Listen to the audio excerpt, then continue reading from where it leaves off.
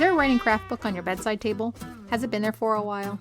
Do you keep meaning to get past chapter 2, or chapter 1, or just the first page?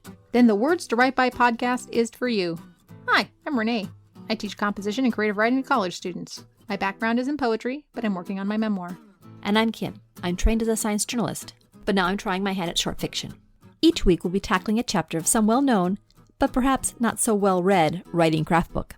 Together, we'll uncover brilliant insights, face the hard truths, and totally disagree when the author is wrong. This is our podcast, after all. And then we're going to take what we learn and apply it to our own writing. By doing the book's suggested exercises. We're inviting you to read along, or just tune in for the Cliff Notes version. We're committed to improving our own craft, one writing advice book at a time, and we'd love for you to join us.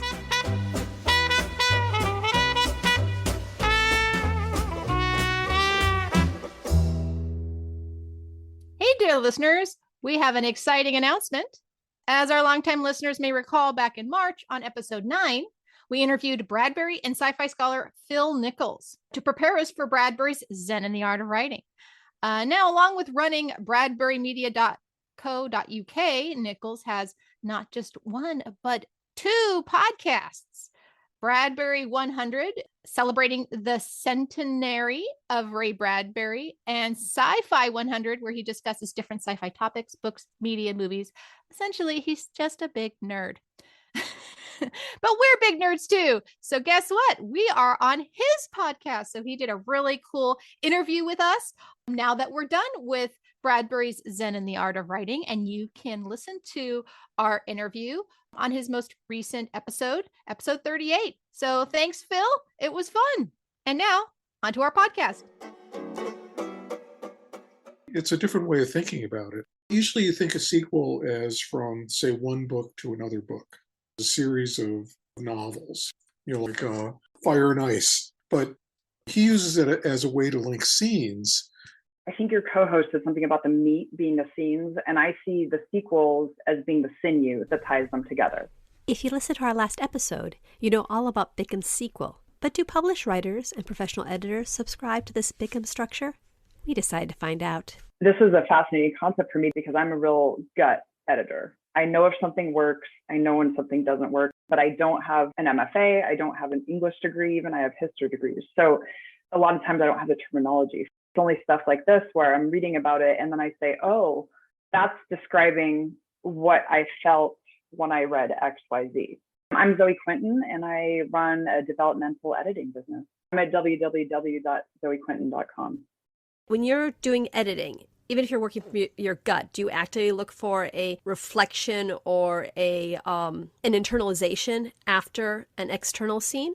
Yes, I would look for that. What stands out to me more is if that internalization comes in the middle of the scene. I'm thinking of a recent client where he had a third-person narrator, and a third-person narrator would come in and drop a line in the middle of an action scene about themselves or their insights, and I found it very jarring. So I think for me, more important than that scene sequence is to make sure that your scenes are set pieces and that they're action and they build. And then if you are going to have some kind of introspection or integration of what the characters learn or formulation of new plans, that has to come in between scenes. And in his description, he has a progression. He has an emotional reaction, he has a more analytical thinking, and then he has the character coming up with a new plan or a new way forward and a set of action. Do you find that kind of arc works really well for your clients' novels, or do you find that it's just kind of a loose framework? I would prefer to see it as a loose framework. If adhered too strictly, it would start to feel formulaic. I'm a very organic editor, so I would prefer to feel a little bit more organic flow between those things instead of checking each box every time you have the end of a scene. But I do think it's essential to have maybe 1 or 2 of those things that he talks about. Maybe at the end of one scene, the main character makes a decision for the next time, but it's not this big introspective feelings moment, and then maybe another scene happens or 2 scenes back to back, and then they have a big feelings moment, either internally or they could process it with another character. My fear is that it would get too wooden if you did those every single time. And then there are authors whose books work outside the Bickham scene-sequel-scene structure. Yeah, I'm Terry Teirney, and my recently published novel is Lucky Ride, which came out in December from Unsolicited Press. It's a 60s road novel. For me, what I was thinking is that he's applying to kind of the threads from a scene and how those are carried on in the next scene. That's certainly an interesting way of looking at it and of giving someone the tools to set up subsequent scenes. But I guess the thing for me that seemed a little bit unusual was that it makes the scene construction sound chronological or cause and effect. He's very big on cause and effect. Which makes sense, except that a lot of times the scenes within a novel can be extended or, delayed to the readers. For example, you might go on to the next scene, and even though the character has experienced what happened before, they might not have processed it yet. Or you might use an entirely different scene with a different set of characters as a way of creating some, say, dramatic pause to allow the character to process things. Can you give an example from your own work of how you had a character processing a scene? Yeah, so in my novel, Lucky Ride, the character sets off on a hitchhiking trip across the country to escape his unraveling marriage.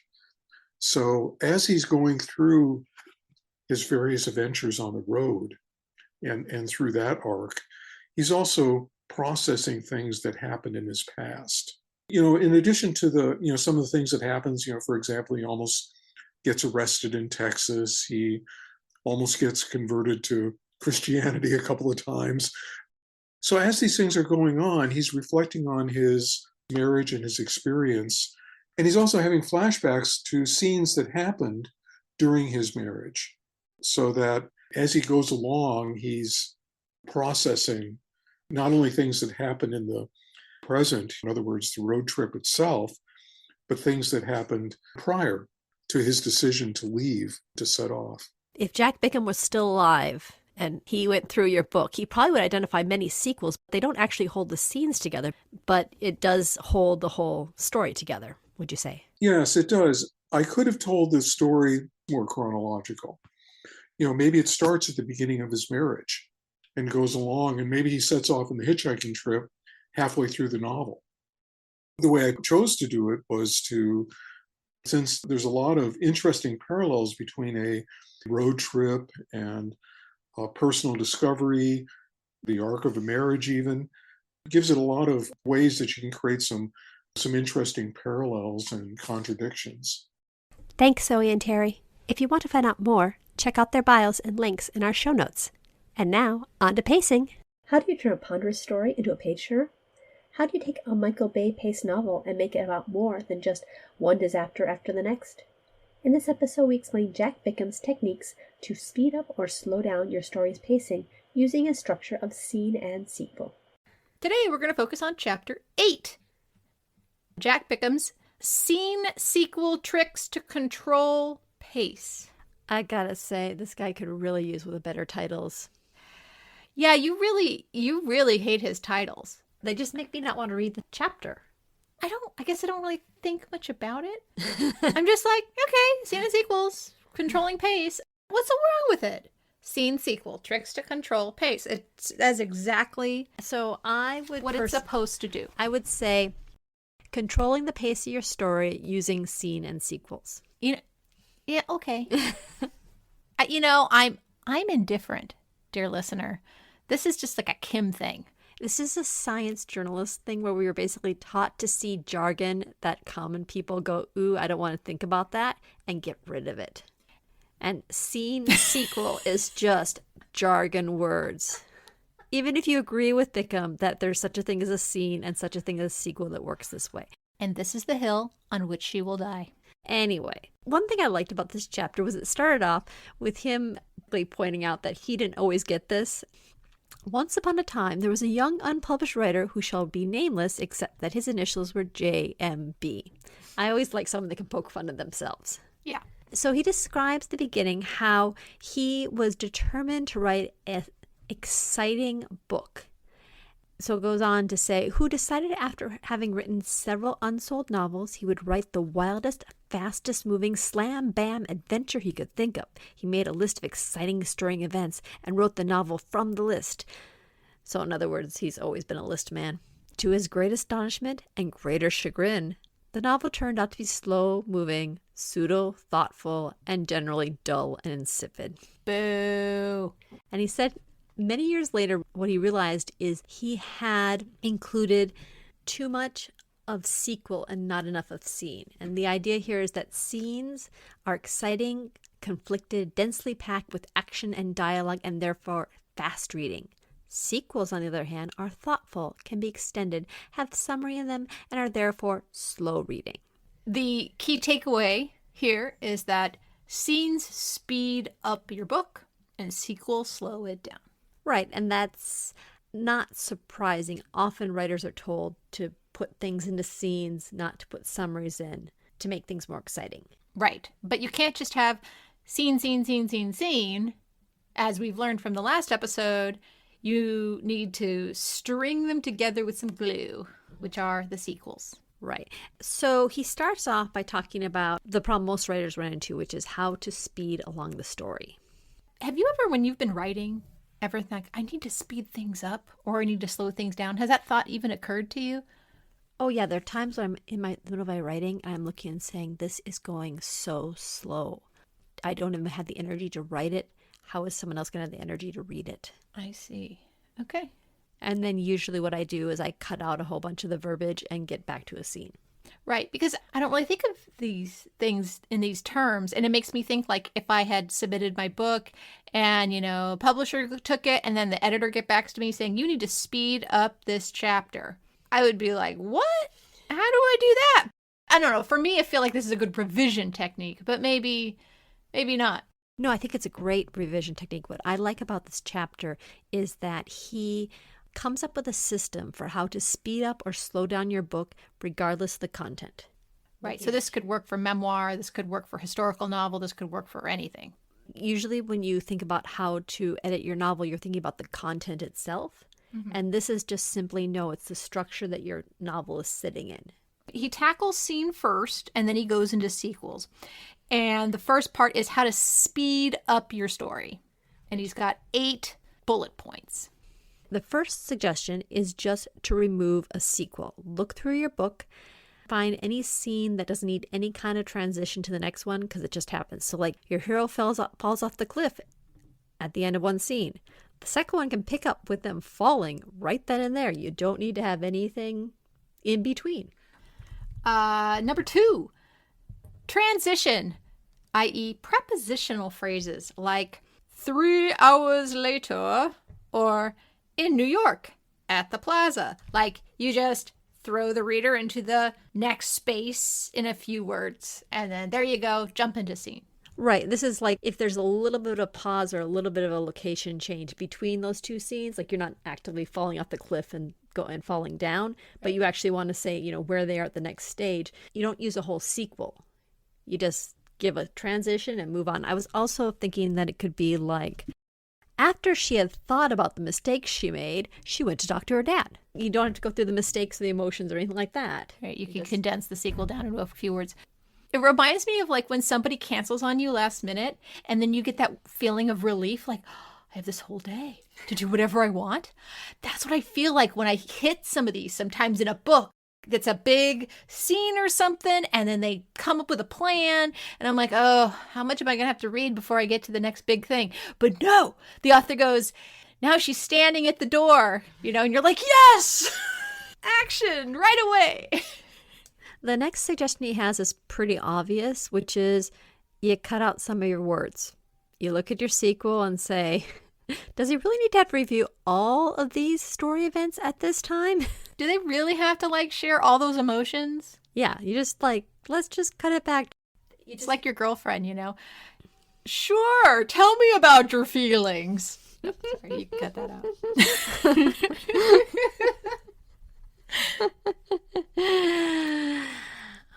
And that's the standard thing that most people do when the scene's getting too slow is they just cut back on the wordage. You could extend a scene. right? Because the scene speeds things up, so make that longer. This one is funny. This reminds me of those extended scenes in films, like the extended edition of Lord of the Rings.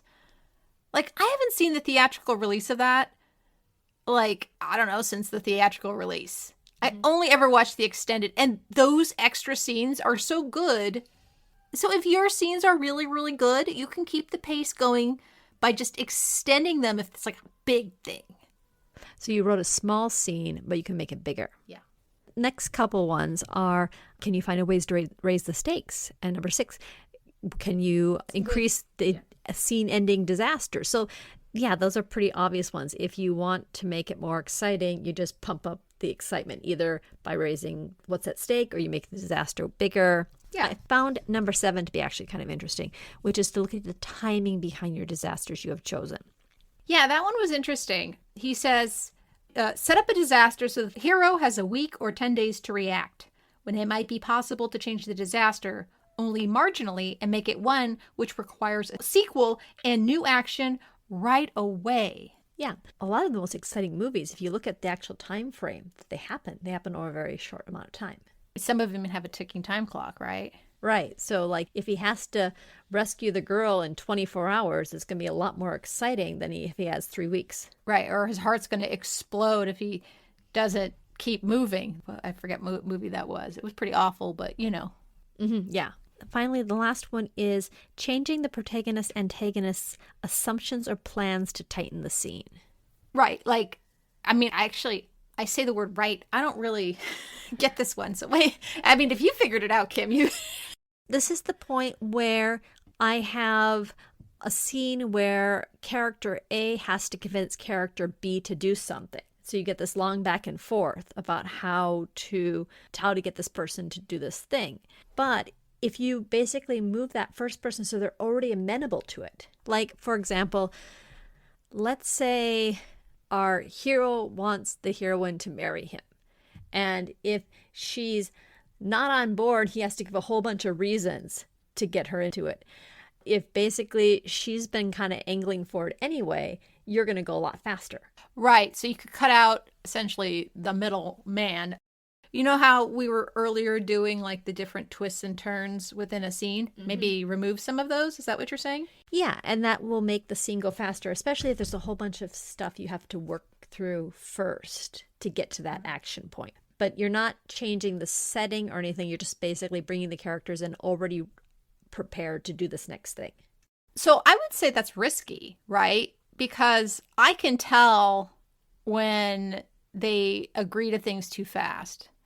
Like, in my head, I'm just like, oh, come on now. They wouldn't just agree to that. That's because you haven't set up that the person would already agree to it. So, like in the marriage thing, like let's say that in an earlier scene, I have her just walking by and noticing a wedding dress. Then we know that she's already primed for it. Okay. You can't just jump your character into doing something. But you can say, I'm going to make it so that they're ready for this thing by placing this other information earlier. Okay. So then we move on to how to slow it down. Which he's honest by saying is not really a problem that most writers run into. Yeah, I do tend to pontificate a bit. Blah, blah, blah. I'm a poet, damn it. It is what I do. Okay. Or just because when you write the thing out, often you overwrite. Definitely an overwriter. Mm-hmm. Definitely. What are the two terms? Not pantser and plotter. What do you call them? Process writer or? A discovery writer and outliner. Okay, so there's the discovery writer and then there's the outliner. But nobody talks about the overwriter. That's what I am. The great thing about making your book more fast-paced, cutting stuff out, is easy to cut.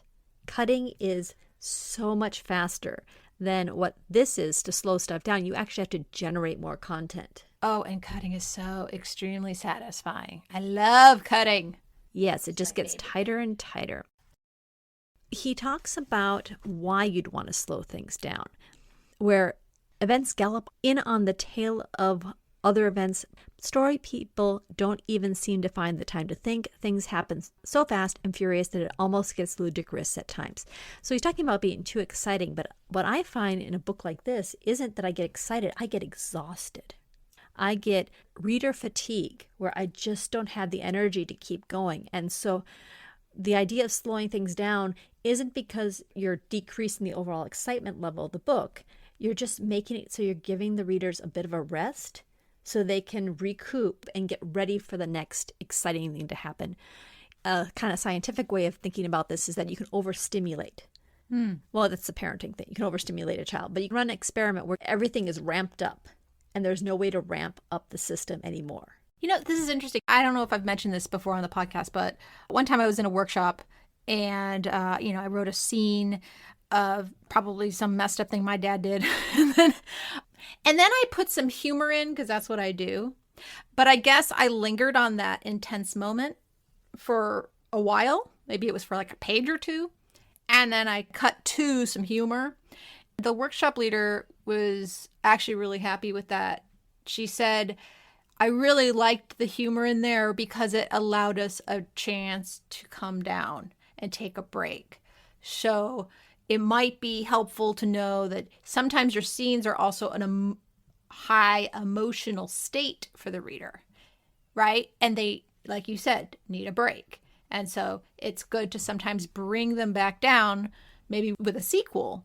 You use your sequels to reset your audience so that they're ready for this bit of excitement, or you're ready to ramp them up again, or to engage them emotionally. In the case of a memoir, like when there's too much material, which is the one I have, where it's scene, there's like, oh, they did this and this and this, and they all seem relevant, right?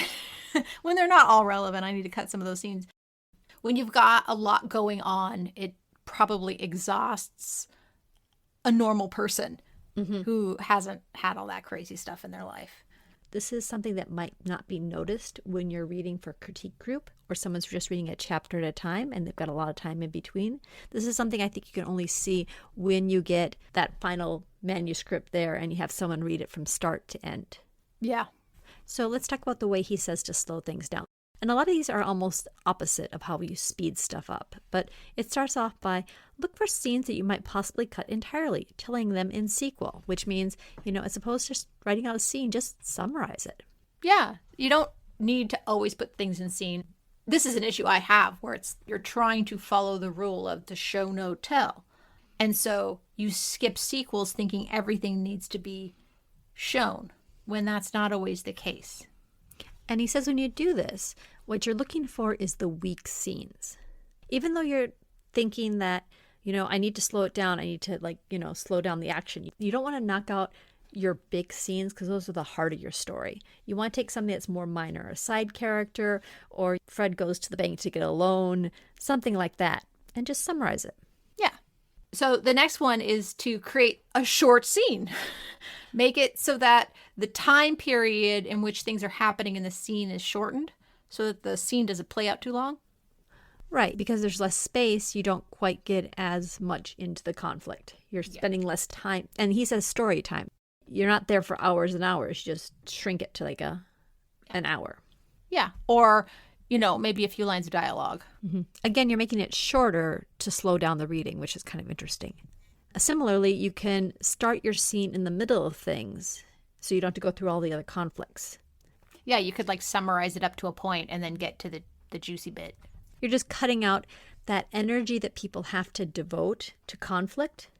You're decreasing the amount of conflict the reader is going through to give them a break so they can really focus on the important conflict at the end of the scene. Well said. I like this one. You could make your character think more. Just think more. Well, the idea here is that you got this magic power, which is in the middle of a scene, a character can stop and just consider what's going on. It's this freeze moment in time where even if a bunch of things are happening, there's no time happening in the story, but there's time happening on the page because the protagonist is thinking something. Time acts differently in a story. There'll be paragraphs that last really a second in the character's life. I guess we've been trained to be okay with that.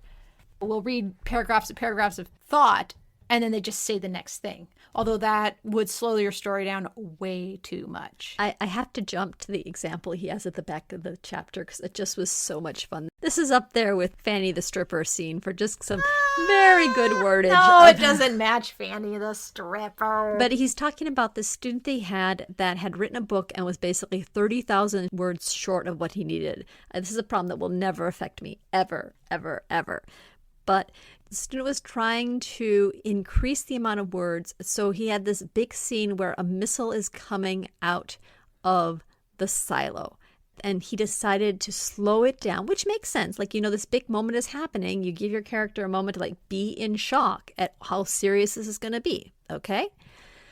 But he writes, I lectured him about building the scene bigger with more moment-by-moment action. Now, the missile in the silo had the words United States of America painted on its side, vertically, reading from top to bottom. So when my understuffed and too eager to please me student came back with his rewrite of that single-shot paragraph, the incident now required about 10 pages. The doors swung open. They took about 2 agonizing pages of description of motor whirling, concrete groaning, metal screeching, etc. to get open. Then the missile was fired. It's axiomatic that time can stand still for the character at such moments of crisis. But what my student did was extraordinary in extremity. The nose of the missile appeared above the surface. 1 page of description for the shape and particular color of red of that tip was painted. The first linear foot of the missile appeared as it began to rise. We saw the letter U. 2 paragraphs of character internalization about how terrible this was. Next came the letter N. Another few paragraphs about how awful and what the next letter would be and how he'd arrived too late, etc. By the time we got to the next page, out came another foot or so of the rising missile and we saw the letter I. Oh, God. More internalization. It took a full 10 pages to get the missile out of the silo as we counted out letter by letter UNITEDSTATES and so forth. I love this alphabet approach that they're going to spell out the letters. So that is the danger, is slowing it down by stopping in the middle of the action to think. This is another problem with show don't tell.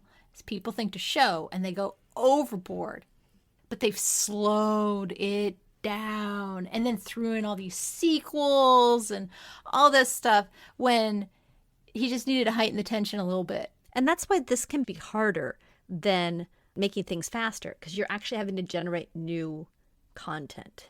And that's hard.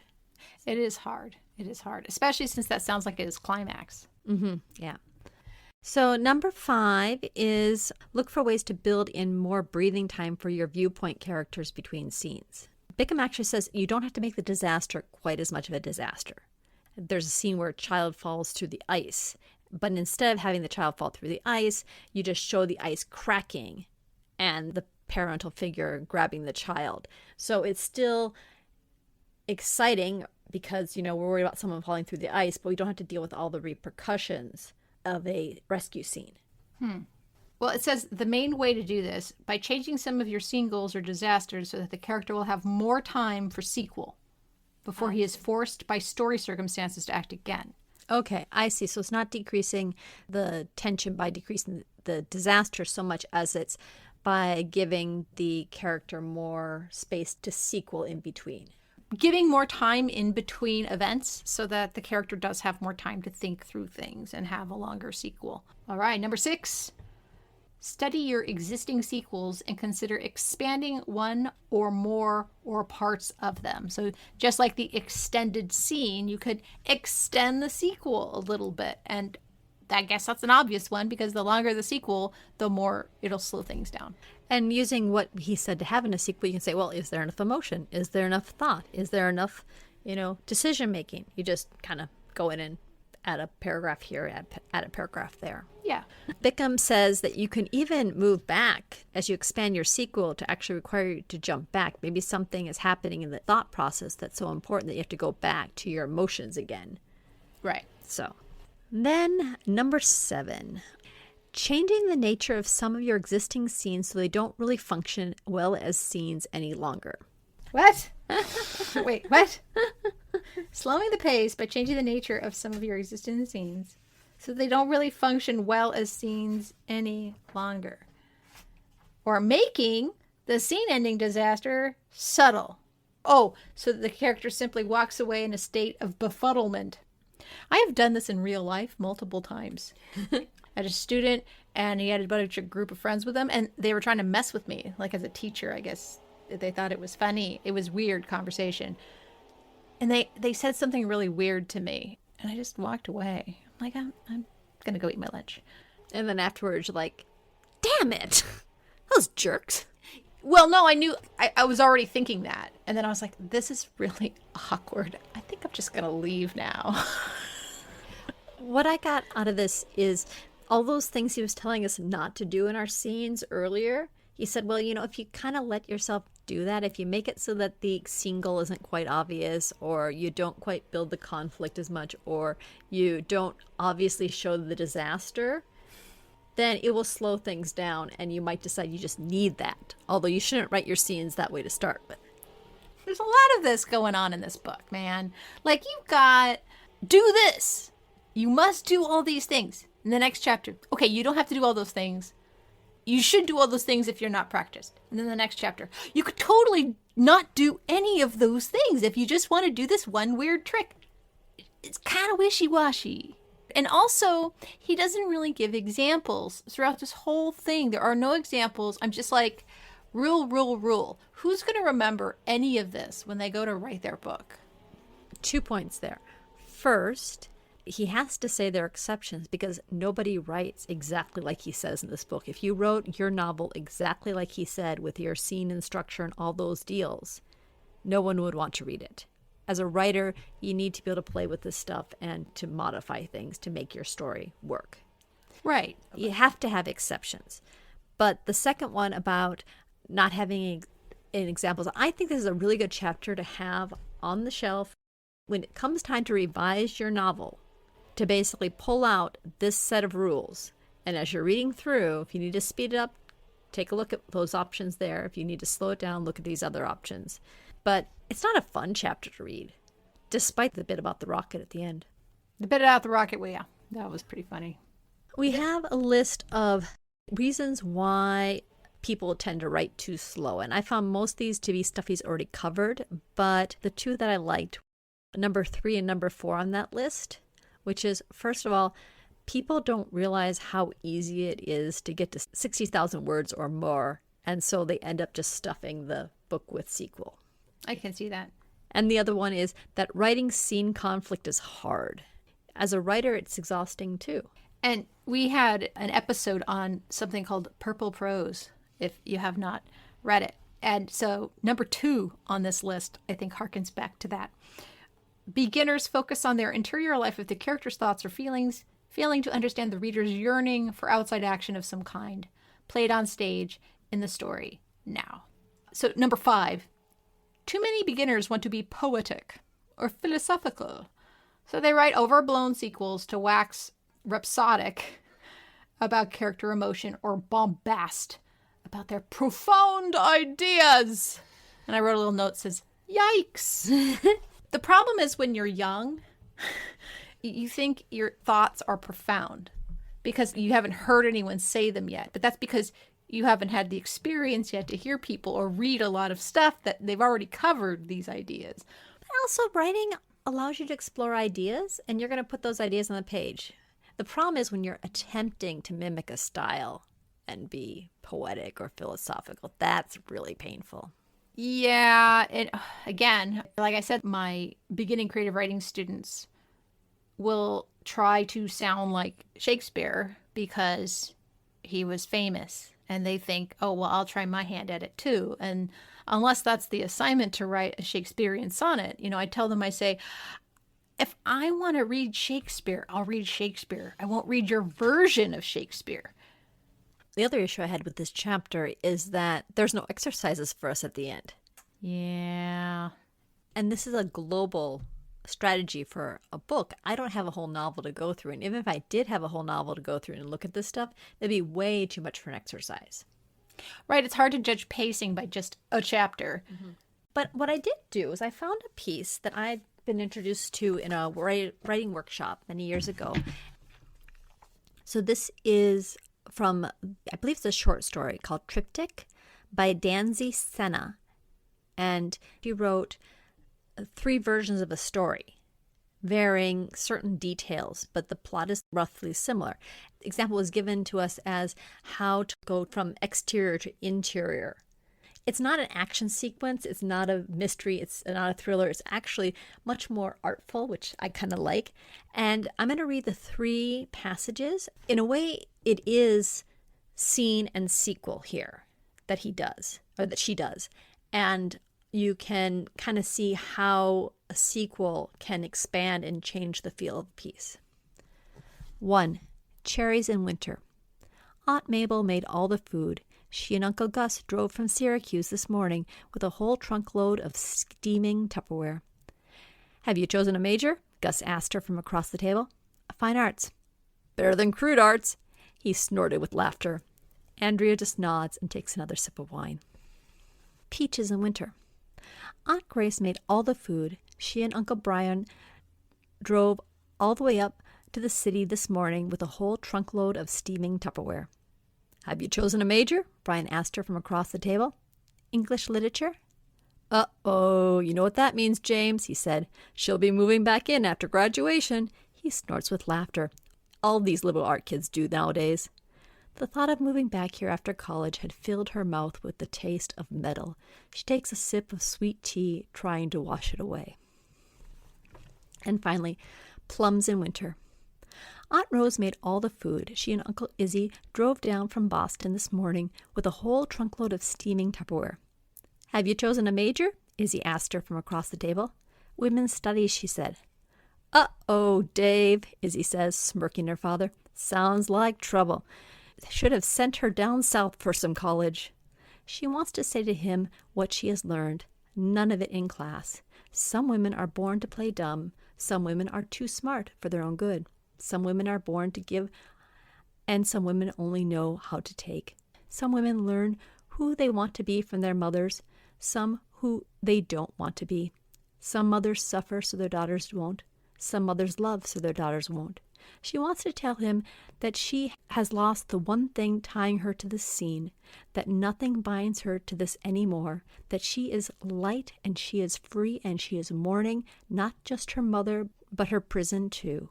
Instead, she forces a smile up at him and sips her water. That was awesome. I know.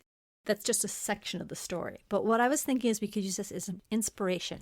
We could take one of our own scenes and we could write it in these 3 different ways. Or maybe just write it twice.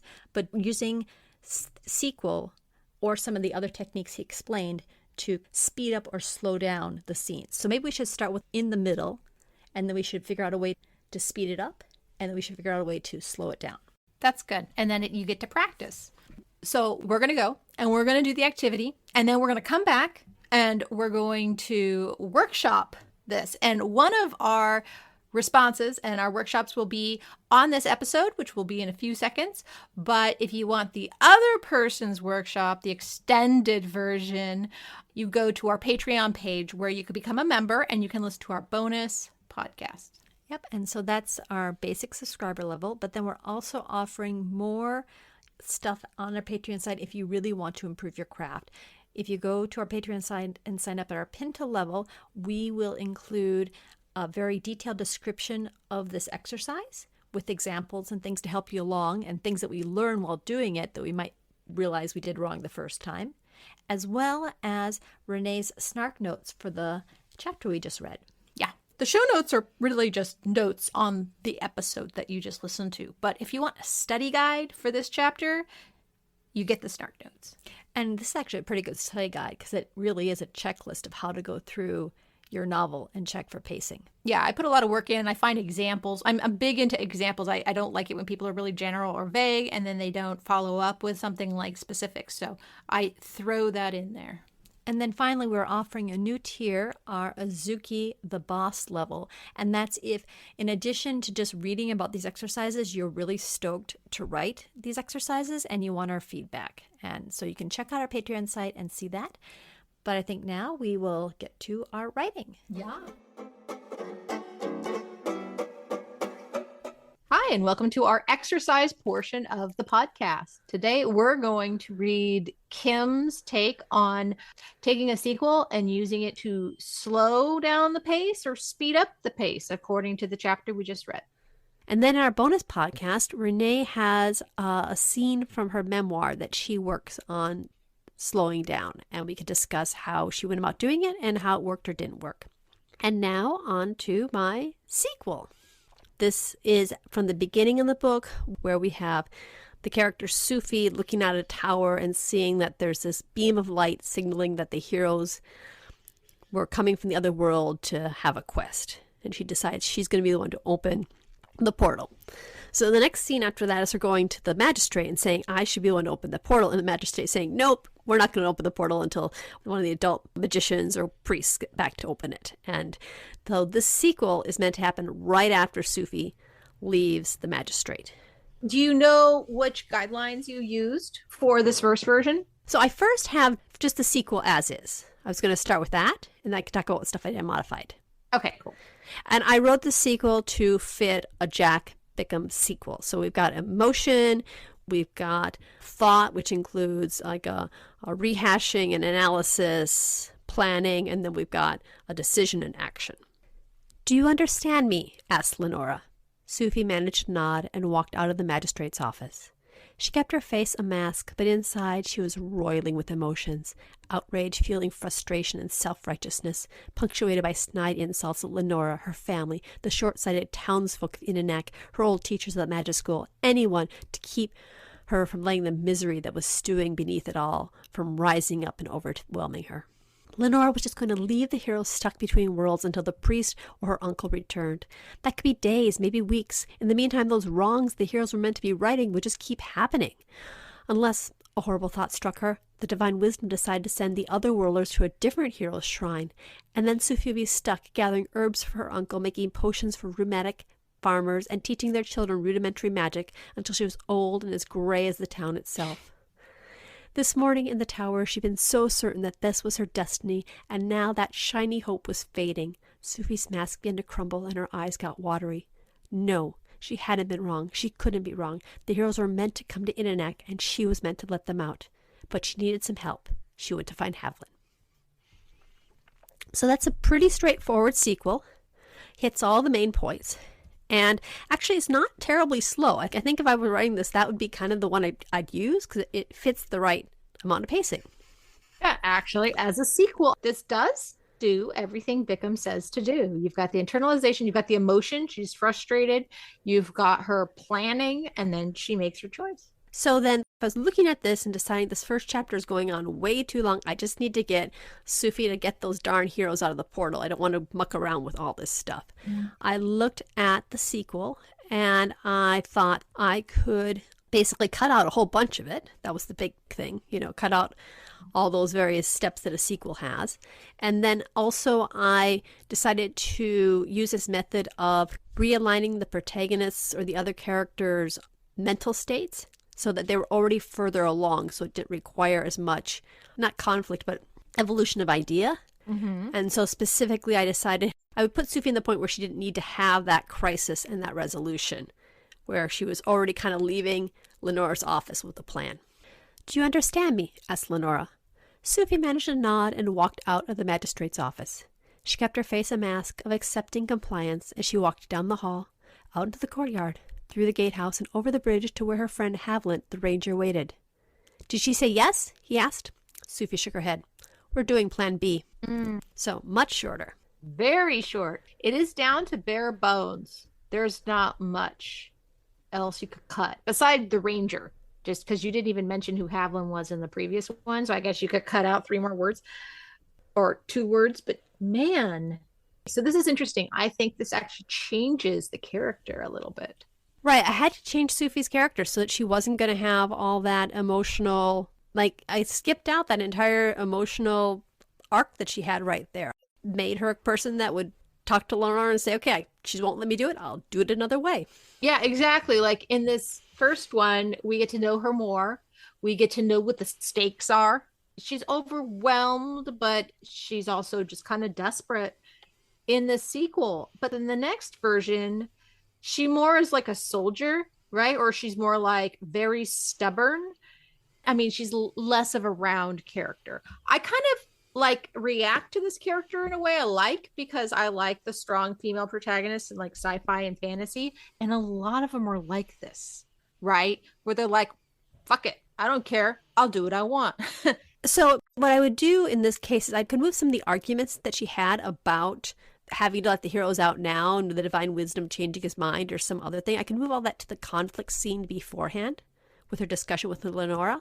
Yeah, but I liked, I don't want to say I liked it better because you're not supposed to say that in a workshop, but I thought the previous version was more effective in a characterization. I liked the characterization because I got to know her a little bit better, and she's not just some cookie cutter badass. Right, but they have to realize this is in the context of the scenes that go on either side and the rest of the chapter. This would require me shuffling out some of that stuff to the scenes on either side, but what would result is it would be a much faster paced chapter overall. Yeah. Because we have a conflict with Lenora, and now we're going to go have this conflict, not with Haviland, but Haviland and she are going to go do the next scene. And then that's going to be another setup. So it just means the whole thing moves faster. Yeah.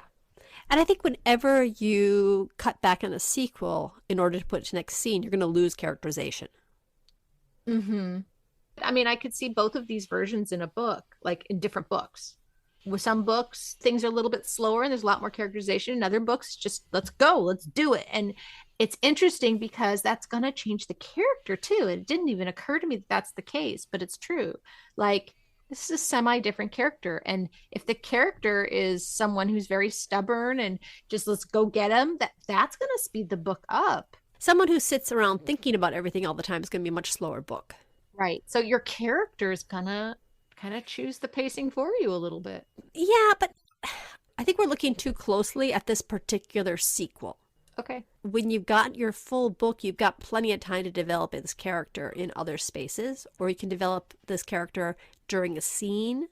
Mm-hmm. The great thing about Bickham's approach to changing sequels and scenes to increase pacing is you're not changing the content of your story. Maybe you're moving around a little bit, but you can have all that doubt that Sufi had. I could include that whole bit of doubt in the previous scene with Lenora, and the Lenora saying, you know, the heroes will be just fine back there. And Sufi thinking, but what if they aren't? What if the divine wisdom sends them somewhere else and I'm not even here? No, she says to Lenora, I think I should be doing this. And Lenora says, no. Right.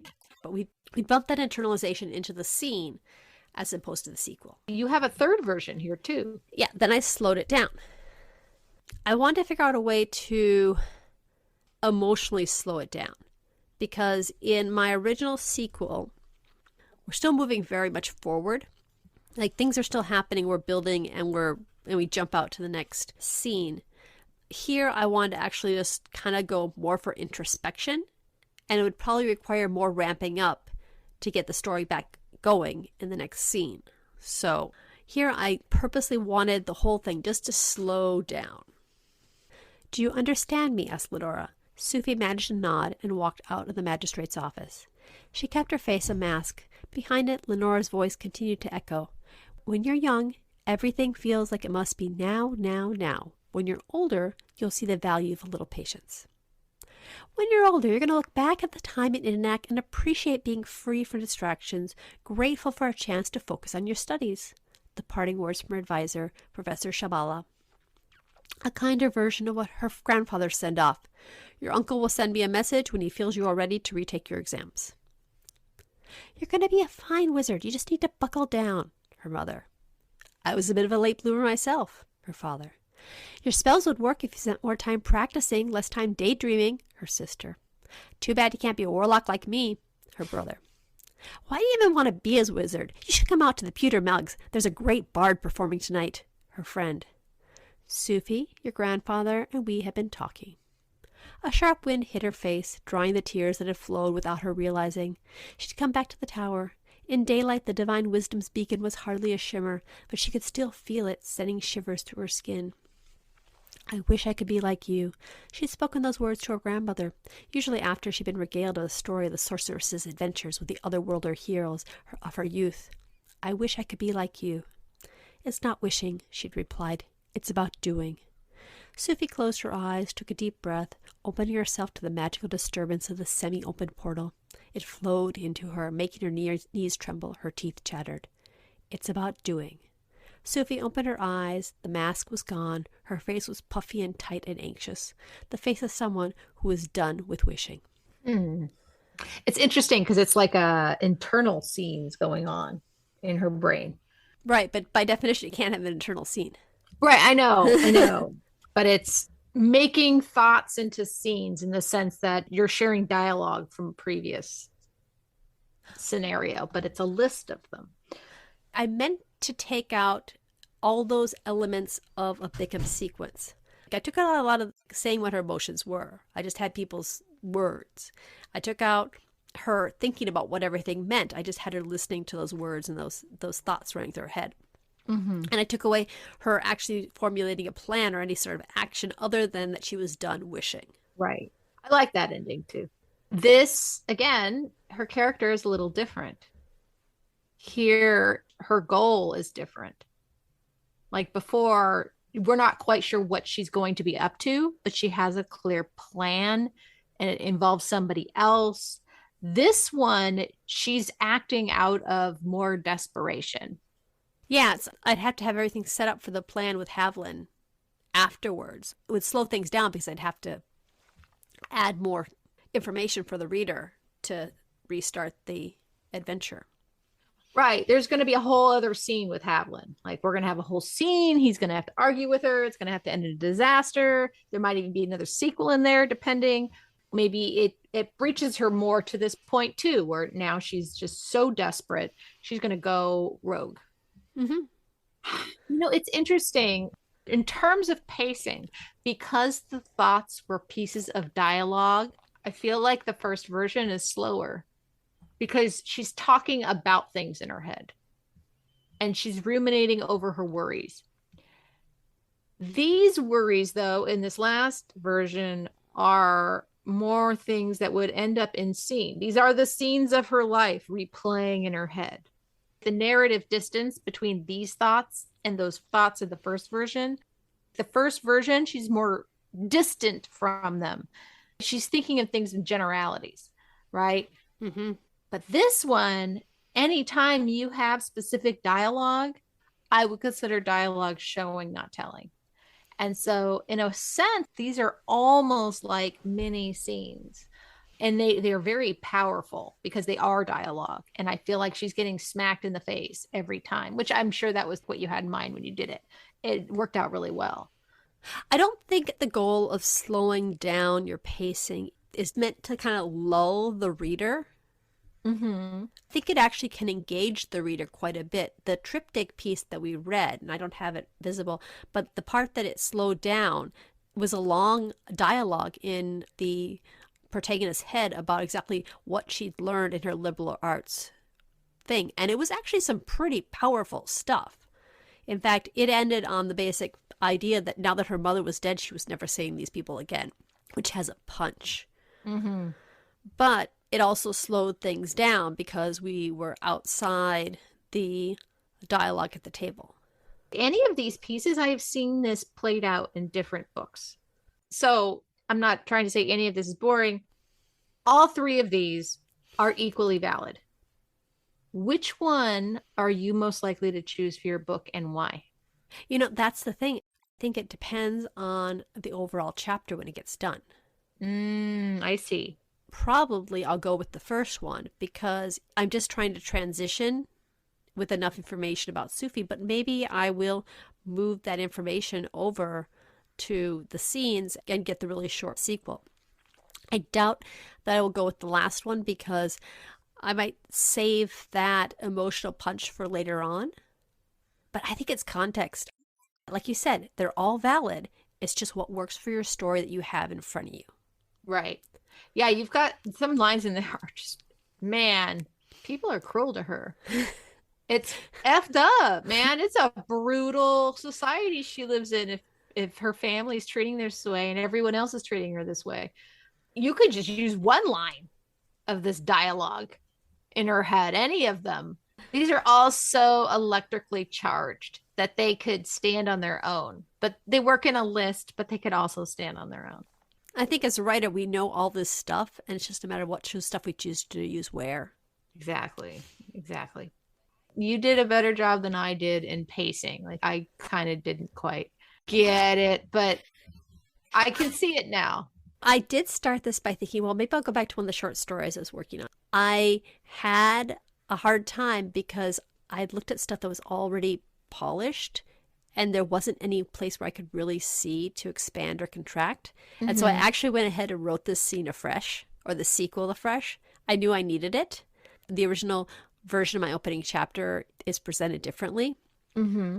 For the podcast, I had rewritten the opening, which gave me the opportunity to say that I would need this scene with Sufi and Lenora, and then that would require a sequel after the Sufi and Lenora conversation. So I knew I needed a sequel there. So I won't say I cheated, but I did have the advantage of starting with the Bickham sequel, which makes it easier to modify because it already has those things in place that he says to modify. Right. And I didn't necessarily do that. Looking at it that way, it might mean that a lot of Bickham's advice works if you started with a Bickham approach at the beginning. That is that is very important, I think. I would have to change my scenes to fit. You can't just do pieces of Bickham. I mean, I guess you could, but it's not going to work well if you don't. It's going to be a lot harder. The whole goal of Bickham is that if you simply follow this idea of scene and sequel with these rules, it will be much easier for you to write your story because you have these structures in place. It will be a lot easier to write a type of story, a Bickham's type of story. By definition, the idea is to write a story using the Bickham principles will be easier than trying to make it up as you go along. I see. Okay. And that whole frustration of like, I don't know how to get this thing in, or I don't know how to change the pacing of this part of this story, or I don't know how to fix these problems. You can use the Bickham approach to fix those problems or structure your story so long as you're using the Bickham approach. Right. Like if you put the scene disaster in there, that gives the character something to think about and then to plan for and then to act. And then that will kick off your next scene. They all kind of like work together. Yeah, and that's why I couldn't use it for some of the stuff I'd previously written because it didn't follow the Bickham principles. No, that's a question. Are you going to go back and make it fit the Bickham principles, or are you going to keep just doing your own thing? These are some short stories I've written in the past. Oh, these are short. This book here, I actually think I'm going to follow a lot of the Bickham principles because it is a genre fantasy. Nice. It's made to fit that. And then, you know, there'll be variations and changes and things like that. But as far as getting it out on paper. Yeah, it'll turn it into a page turner. Yeah, well, that was one of the goals. So awesome. So in a way, I think because I used Bickham's structure, it made for a pretty easy exercise. And you had a slightly different approach that we will discuss in our bonus podcast. Yeah. Many errors were made, but that's okay. No, it's great. You know, one of the ways that made me a better writer, at least in academia, was becoming a tutor. And when I became a tutor, I saw all of the things that other students had doing. And even though I myself didn't always do those things, I saw where they were going wrong. And then that enhanced my ability as a writer. So I think our listeners will get a lot out of seeing what I did because they themselves are probably doing similar stuff. And then they'll be able to see how they can fix it. So bonus podcast with Renee's exercise. Or you can also go and listen to Phil Nichols' interview with us on the Bradbury 100 podcast. The bonus podcast is part of our Patreon account. We hope that you look into that. And Renee, what other ways can they support us? They could go to Apple Podcasts and they can leave us a really cool review, a really nice review. And if you do, we will read it on the air. You can also visit our website and read our show notes. You can subscribe to our newsletter. That could be very helpful. And you could pass our newsletter on to a friend of yours or tell a friend of yours to come and listen to the podcast. Yes, please share the podcast with your writer friends. That would be really helpful. And you could totally add me on LinkedIn. Do you need a connection? I will totally add you on LinkedIn. I got your back. And as you've been listening to the beginning of these episodes, where we've been including interviews with editors and published writers, if you feel like you'd like to be part of one of these things, check out Renee's LinkedIn pages and contact her through there. And we would love to continue doing these interviews. And I would love to reach out to as many different published writers to talk to you and to showcase your work. Okay, bye-bye. Bye. Words to Write By is produced by Renee Nelson and Kim Smiga-Otto. Our theme music is Roll Back the Carpet by Cool Cat Music. Have a great day.